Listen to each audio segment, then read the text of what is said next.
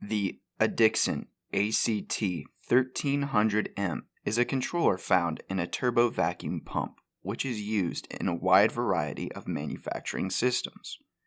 This particular unit came from a semiconductor facility and was in very poor shape. The primary input power supply had suffered a catastrophic failure, which another entity had attempted to repair. When ERD received the unit, we found that it had been miswired. ERD completely took the unit apart and rebuilt each subassembly, and upon final test, the controller booted right up and we were able to access the menus for the pump settings.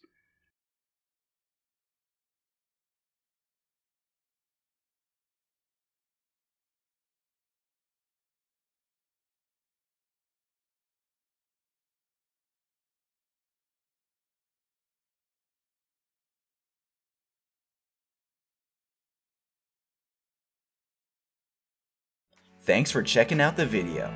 Subscribe to ERD TV for more videos of our repairs.